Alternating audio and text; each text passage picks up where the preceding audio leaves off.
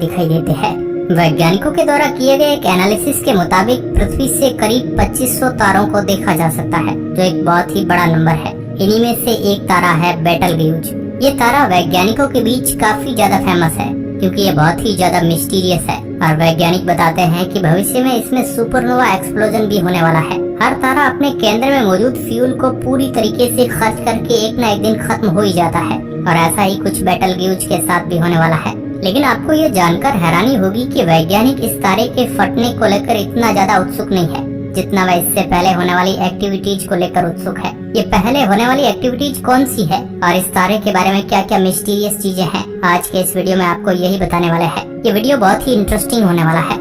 आइए सबसे पहले ये जानते हैं कि एक तारे का जन्म और मृत्यु कैसे होती है। तारे धूल और गैस के बहुत विशाल बादलों से बनते हैं जिन्हें वैज्ञानिक नेबुला नाम से बुलाते हैं। जिस तरह से तारों और ग्रहों का केंद्र होता है वैसे ही इस नेबुला का भी एक ग्रेविटेशनल केंद्र होता है जहाँ पर ग्रेविटेशनल फोर्स सबसे ज्यादा होता है। गुरुत्वाकर्षण ज्यादा होने की वजह से बादल का सारा मैटर यहीं पर आकर इकट्ठा होने लगता है। एक समय ऐसा आता है जब इस केंद्र का द्रव्यमान इतना ज्यादा हो चुका होता है कि इसमें न्यूक्लियर फ्यूजन रिएक्शन चालू हो जाता है। न्यूक्लियर फ्यूजन रिएक्शन के अंतर्गत तो छोटे छोटे पार्टिकल्स आपस में जुड़कर एक नए पार्टिकल की फॉर्मेशन करते हैं और इस प्रोसेस में बहुत भारी मात्रा में एनर्जी रिलीज करते हैं। धीरे धीरे बादल का वह केंद्र बढ़ने लगता है और ज्यादा से ज्यादा मैटर को अपनी तरफ खींचने लगता है। ये केंद्र अब मात्र एक केंद्र नहीं बचा होता है बल्कि एक तारे में तब्दील हो चुका होता है। इस केंद्र में होने वाला न्यूक्लियर फ्यूजन रिएक्शन ही तारों को हीट और लाइट प्रदान करता है जिससे वे इतना ज्यादा चमक पाते हैं। ये प्रोसेस बहुत लंबे समय के लिए ऐसे ही चलता रहता है।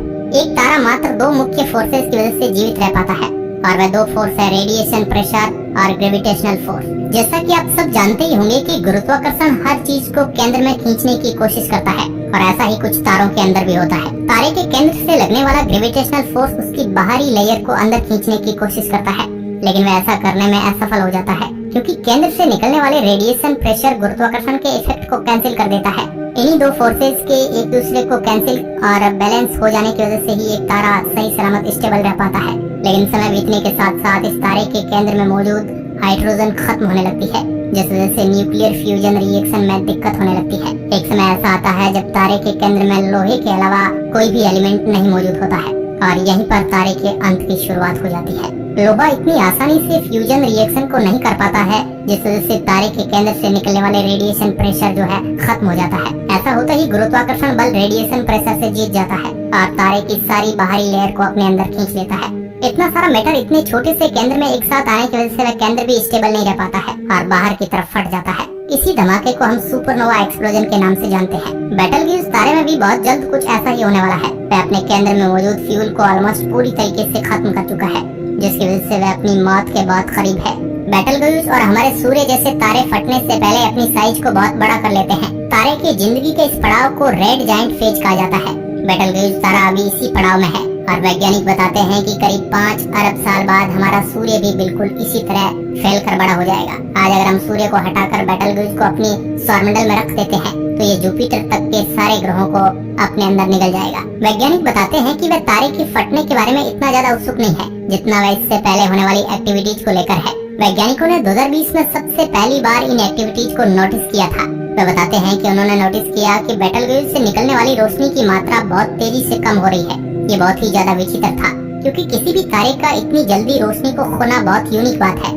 जिस तरह से तारे को बनने में करोड़ों सालों का समय लगता है वैसे ही इन्हें मरने में भी करोड़ों सालों का समय लगता है। इसलिए बेटलगेउज का अचानक से इतना ज्यादा धुंधला पड़ जाना वैज्ञानिकों की स्टडी पर सवाल उठा रहा है। जब वैज्ञानिकों ने इस तारे पर डीप रिसर्च करनी चालू की तो उन्हें पता चला कि इसके अंदर कुछ बहुत ही विचित्र एक्टिविटीज हो रही है और इन विचित्र एक्टिविटी को वेरिएबल फेज कहा जाता है। ये तारे की जिंदगी का वह लेवल होता है जिसमें वह अपने हाव भाव को बहुत तेजी से बदलने लगता है। आमतौर पर ऐसा देखा जाता है कि इस स्टेज पर आने के बाद तारा अपनी ब्राइटनेस को बहुत तेजी से कम या ज्यादा करने लगता है। अब ध्यान देने वाली बात यह है कि यहाँ पर तारे के अंदर कुछ नहीं हो रहा है बल्कि उसके बाहर होने वाली एक्टिविटी की वजह से उसकी ब्राइटनेस पर असर पड़ता है। जैसा कि मैंने आपको पहले ही बताया कि अपनी जिंदगी के इस स्टेज पर आने के बाद तारा अपने साइज को बहुत तेजी से बड़ा करने लगता है। साइज बड़ा होने की वजह से गुरुत्वाकर्षण इतना दूर फैले हुए मैटर को कंट्रोल नहीं कर पाता है जिसकी वजह से वह तारे से अलग हो जाता है। तारे से अलग होने के बाद भी वह तारे के सामने ही मौजूद रहता है जिस वजह से उससे निकलने वाली लाइट ब्लॉक होने लगती है और दूर से देखने पर ऐसा प्रतीत होता है जैसे उस तारे की ब्राइटनेस कम हो गई हो। ये एक बहुत ही नॉर्मल प्रोसेस है जो सूर्य के साइज के ऑलमोस्ट हर तारे में देखा जाता है। जिन तारों की चमक ऐसी किसी भी वजह से चेंज होती है तो उन्हें वेरिएबल स्टार कहा जाता है। बेटलग्यूज में छानबीन करने के बाद भी वैज्ञानिकों को यही जानकारी प्राप्त हुई थी। उन्होंने उस समय के सबसे पावरफुल टेलीस्कोप यानी हबल स्पेस टेलीस्कोप से पता लगाया कि इसके बारे में आखिर क्या गड़बड़ी है। हबल की रिसर्च के बाद उन्हें पता चला कि असल में इस तारे की कुछ लेयर्स उससे अलग हो गई है। इन्हीं लेयर्स के तारे के सामने आने की वजह से हमें पृथ्वी पर उसकी लाइट जो है धुंधली दिखाई दे रही है। बेटलग्यूज तारा बहुत आसानी से बिना किसी टेलीस्कोप के देखा जा सकता है। ये तारा ओरियन कॉन्स्टेलेशन के कंधे के रूप में आपको आसमान में दिखाई देगा। इतना ज्यादा दूर होने की वजह से भी इसका लाल रंग पृथ्वी से बहुत आसानी से दिखाई देता है। जब आप इस तारे के रंग को आसमान में दिखाई दे रहे बाकी तारों से कंपेयर करेंगे तो आपको पता चलेगा कि यह उनमें से कितना ज्यादा लाल है।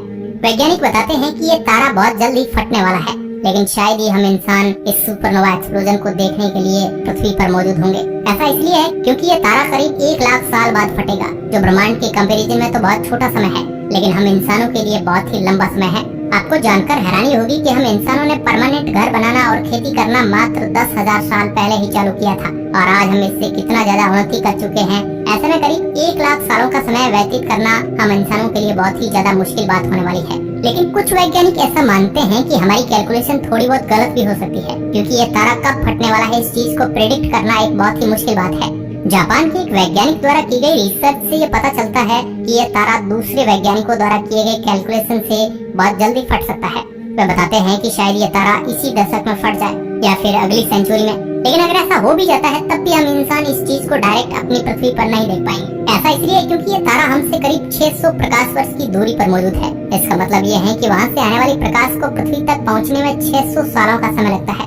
अगर ये तारा कल ही फट जाता है तब भी हम पृथ्वी पर इसका असर नोटिस करने के लिए हमें 600 सालों का इंतजार करना पड़ेगा, जो कि एक बहुत लंबा समय है। हालांकि वैज्ञानिक अपने पावरफुल टेलीस्कोप का इस्तेमाल करते हुए इस तारे को नजदीक से ऑब्जर्व कर लेंगे और हम इस सुपरनोवा एक्सप्लोजन की ब्यूटीफुल तस्वीरें जो है जरूर देख पाएंगे। इस तारे के फटने की वजह से हमारी पृथ्वी को इतना ज्यादा नुकसान नहीं होगा, लेकिन वह नजारा एक ही समय पर डरावना और खूबसूरत दोनों होगा। जब इस तारे की रोशनी हमारी पृथ्वी तक पहुंचेगी तो आसमान में देखने पर ऐसा लगेगा जैसे मानो पृथ्वी के पास 2 सूरज आ गए हो। ये लाइट कई दिनों से कई महीनों तक पृथ्वी पर लगातार दिखाई दे सकती है, जो ज्यादातर जानवरों और इंसानों के लिए अच्छी बात नहीं होगी, क्योंकि हमें इतनी ज्यादा लाइट को एक साथ देखने की आदत नहीं है। लेकिन फिलहाल तो हम इंसान पूरी तरीके से सुरक्षित है, क्योंकि ना तो ये तारा भी फटने वाला है और फट भी जाता है तो इसकी रोशनी हम तक तुरंत नहीं पहुंचने वाली है। वैसे आपको क्या लगता है बेटलग्यूज तारा कब फटेगा? हमें नीचे कमेंट के माध्यम से जरूर बताएं।